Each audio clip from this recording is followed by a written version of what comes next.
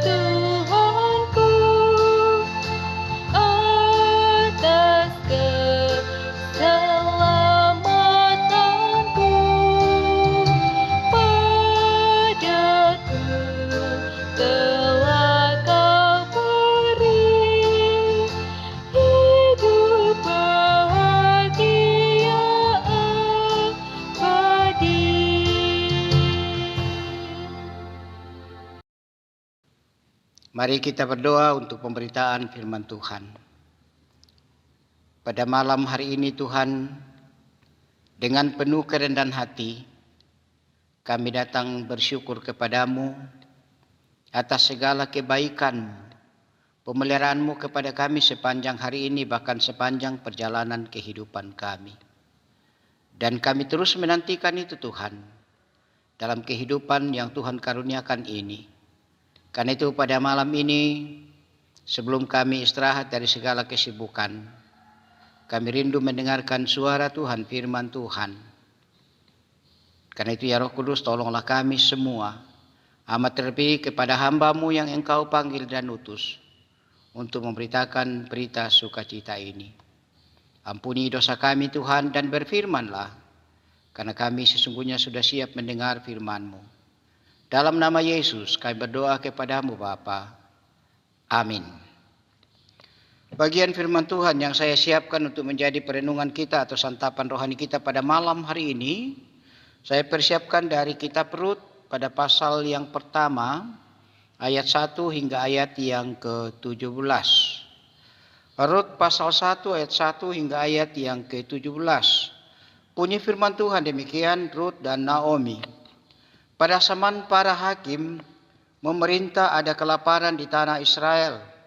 Lalu pergilah seorang dari Bethlehem Yahuda beserta istrinya dan kedua anaknya laki-laki ke daerah Moab untuk menetap di sana sebagai orang asing.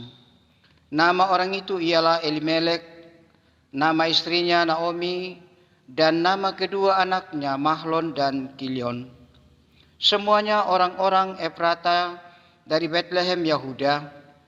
Dan setelah sampai ke daerah Moab, diamlah mereka di sana. Kemudian matilah Elimelek, suami Naomi, sehingga perempuan itu tertinggal dengan kedua anaknya. Keduanya mengambil perempuan Moab. Yang pertama bernama Orpa, yang kedua bernama Rut, dan mereka diam di situ kira-kira 10 tahun lamanya. Lalu matilah juga keduanya, yakni Mahlon dan Kilion, sehingga perempuan itu kehilangan kedua anaknya dan suaminya. Kemudian berkemaslah ia dengan kedua menantunya, dan ia pulang dari daerah Moab. Sebab di daerah Moab ia mendengar bahwa Tuhan telah memperhatikan umatnya dan memberikan makanan kepada mereka. Maka berangkatlah ia dari tempat tinggalnya itu bersama-sama dengan kedua menantunya. Ketika mereka sedang di jalan untuk pulang ke tanah Yehuda, berkatalah Naomi kepada kedua menantunya itu, "Pergilah, pulanglah masing-masing ke rumah ibunya. Tuhan kiranya menunjukkan kasih setianya kepadamu, seperti yang kamu tunjukkan kepada orang-orang yang telah mati itu dan kepadaku. Kiranya atas karunia Tuhan kamu mendapat tempat perlindungan masing-masing di rumah suaminya." Lalu diciumnya lah mereka, tetapi mereka menangis dengan suara keras dan berkata kepadanya, "Tidak, kami ikut dengan engkau pulang kepada bangsamu." Tetapi Naomi berkata, "Pulanglah, anak-anakku. Mengapakah kamu turut dengan aku? Bukankah tidak akan ada lagi anak laki-laki yang kulahirkan untuk dijadikan suamimu nanti?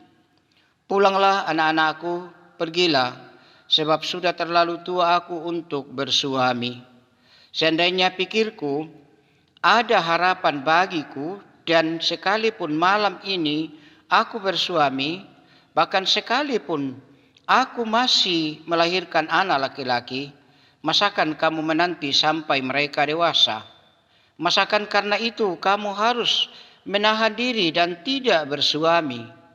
Janganlah kiranya demikian, anak-anakku. Bukankah jauh lebih pahit yang aku alami daripada kamu, sebab tangan Tuhan terancung terhadap aku." Menangis pula mereka dengan suara keras. Lalu Orpa mencium mertuanya itu minta diri, tetapi Rut tetap berpaut padanya. Berkatalah Naomi, "Telah pulang iparmu kepada bangsanya dan kepada para allahnya. Pulanglah mengikuti iparmu itu." Tetapi kata Rut, "Janganlah desak aku meninggalkan engkau dan pulang dengan tidak mengikuti engkau. Sebab kemana engkau pergi, ke situ juga aku pergi. Dan di mana engkau bermalam, di situ jugalah aku bermalam. Bangsamulah bangsaku, dan Allahmulah Allahku. Di mana engkau mati, aku mati di sana, dan di sanalah aku dikuburkan.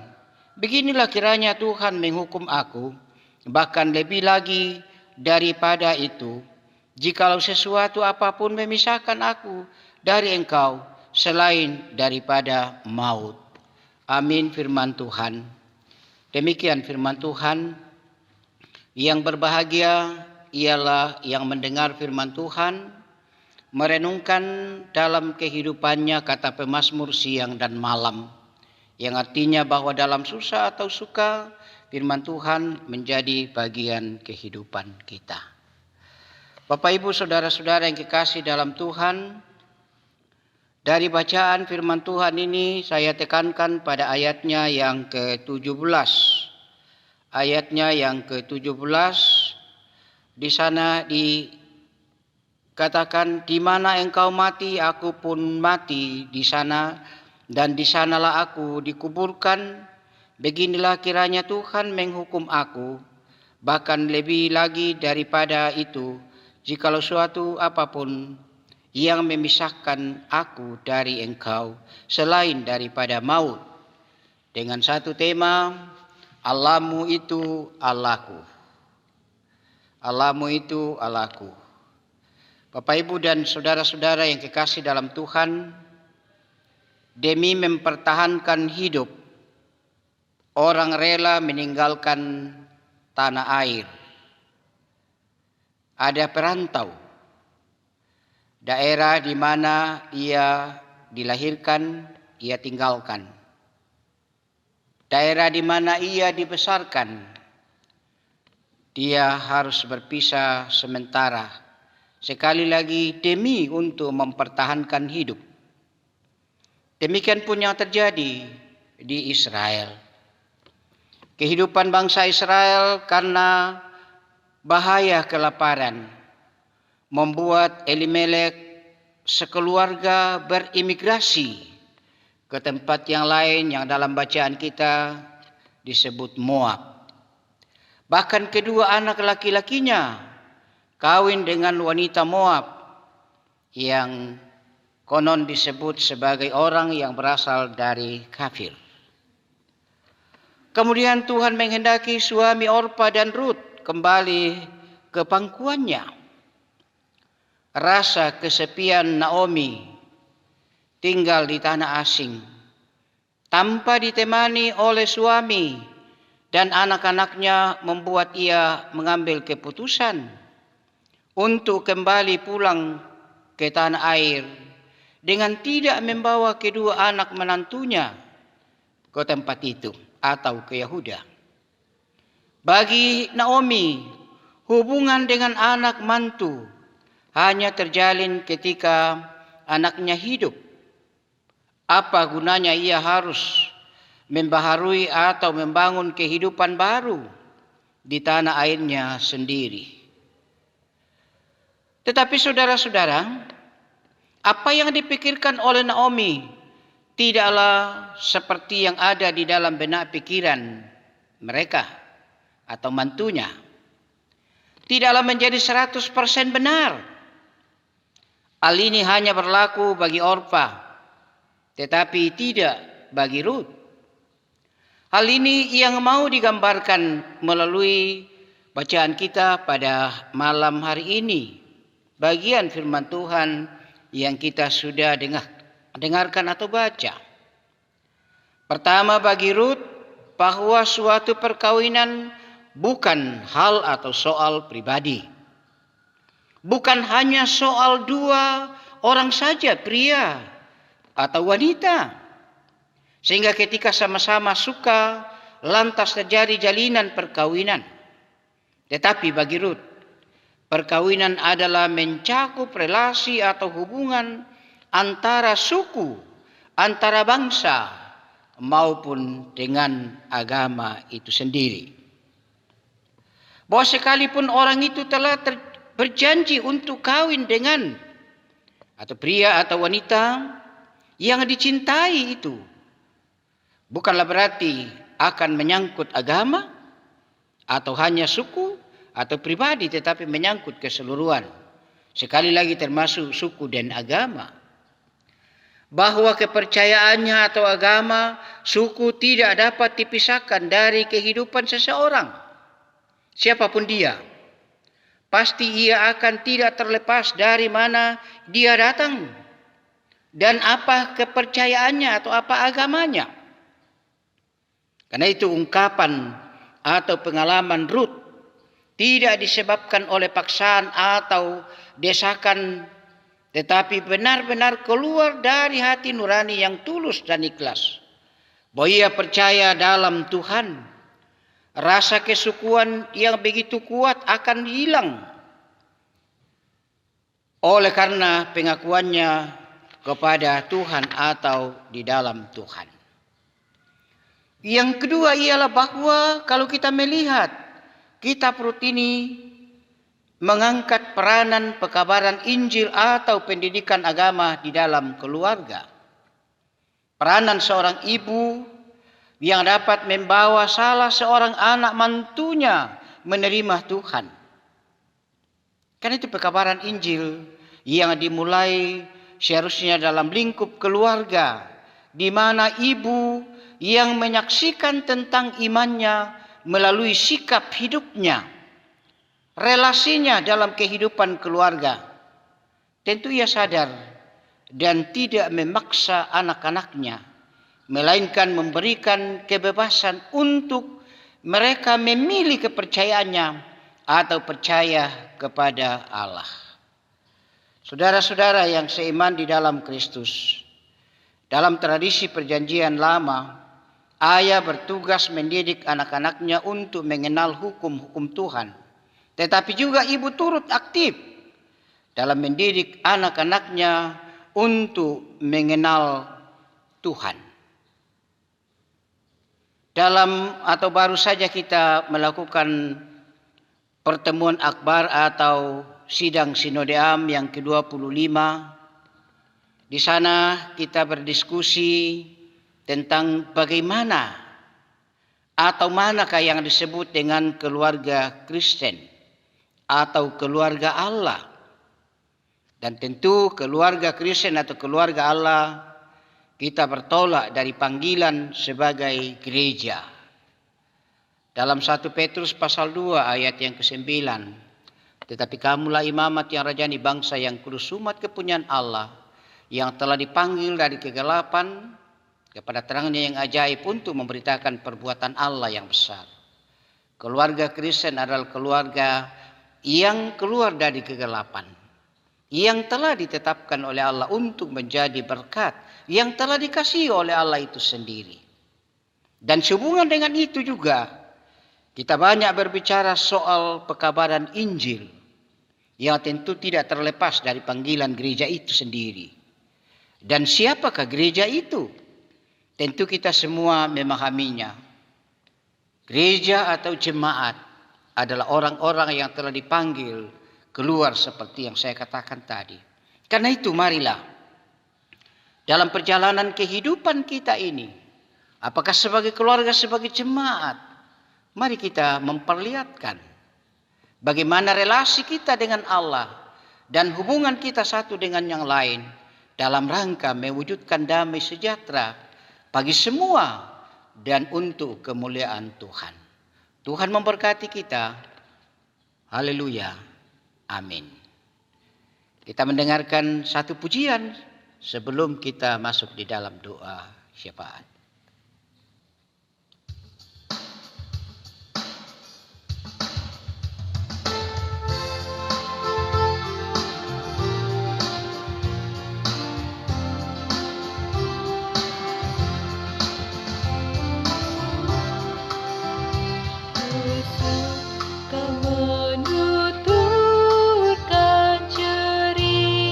Mulia, cerita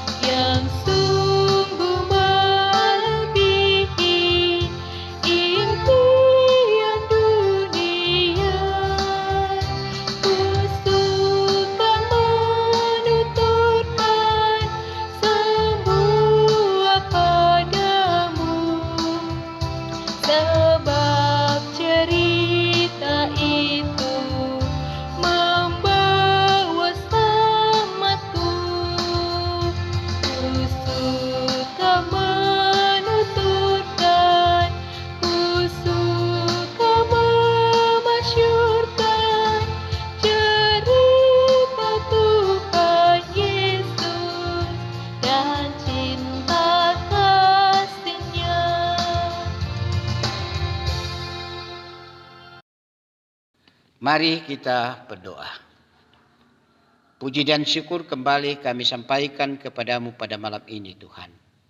Berkenan-Mulah kami boleh bersama-sama teduh sejenak melalui doa bersama dan perenungan firman-Mu. Terima kasih firman-Mu yang telah kami renungkan bersama. Hamba-Mu mengakui keterbatasan dan kelemahan. Tetapi hamba-Mu percaya bahwa jika Engkau mendengarkan firman, Engkau berkenan memperdengarkan firman-Mu kepada kami. Kami pun akan merenungkannya kapanpun dan dimanapun. Karena itu ya Roh Kudus, tolonglah kami mengerti memahami firman-Mu, sehingga kami mampu membawa damai sejahtera dan memuliakan Tuhan. Dalam kehidupan kami pribadi lepas pribadi, dalam kehidupan keluarga kami, dalam kehidupan persekutuan kami selaku gereja-gereja Tuhan. Engkau kiranya memberkati kami sehingga kami mampu menjadi berkat bagi sesama melalui keteladanan dalam keluarga dan juga melalui pelayanan-pelayanan kami dalam mewujudkan damai sejahtera lewat kasih karunia-Mu kepada kami masing-masing. Sekali lagi kami di tengah-tengah jemaat Tuhan, di tengah-tengah persekutuan kami di dalam dunia ini. Berkati kami Tuhan. Kami bersyukur atas perkenan-Mu sehingga pelaksanaan sidang sinode boleh selesai dengan baik. Kiranya Engkau berkati apa yang telah kami putuskan, baik program-program maupun personil-personil yang akan menjemaatkan atau mewujudkan di tengah-tengah kehidupan kami. Karena itu berkati para pengurus sinode wilayah, klasis, dan jemaat-jemaat. Juga berdoa untuk bangsa dan negara kami, Tuhan, pemerintah kami. Engkau juga memberkati mereka sehingga mereka mampu untuk melakukan tugas dan tanggung jawab yang menciptakan damai sejahtera dan untuk kemuliaan Tuhan. Pergumulan-pergumulan yang kami hadapi, yang sedang kami alami dalam kehidupan kami, baik secara bersama atau bangsa dan negara ini, maupun dalam kehidupan bergereja, Tuhan juga kiranya memberkati kami sehingga kami mampu untuk menghadapinya dengan baik dan benar. Gereja-gereja yang ada di dunia, yang ada di Indonesia, sekali lagi Tuhan kiranya kami mampu menunaikan tugas panggilan kami, sehingga kami menjadi berkat seperti yang kami boleh lihat melalui keteladanan seorang hamba-Mu dalam perenungan firman Tuhan malam ini. Terima kasih Tuhan.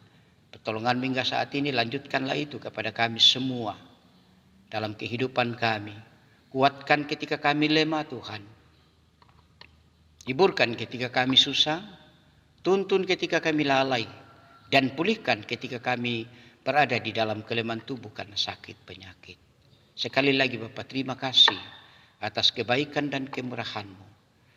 Temanilah kami dalam perseratan kami malam ini. Dengarkan dan sempurnakan doa kami Bapa. Karena semuanya kami sampaikan kepadamu. Di dalam Yesus Tuhan kami, Tuhan dan Juru Selamat kami yang hidup itu. Haleluya. Amin. Demikianlah saat teduh kita pada malam ini. Tuhan Yesus memberkati kita semua. Selamat malam dan shalom.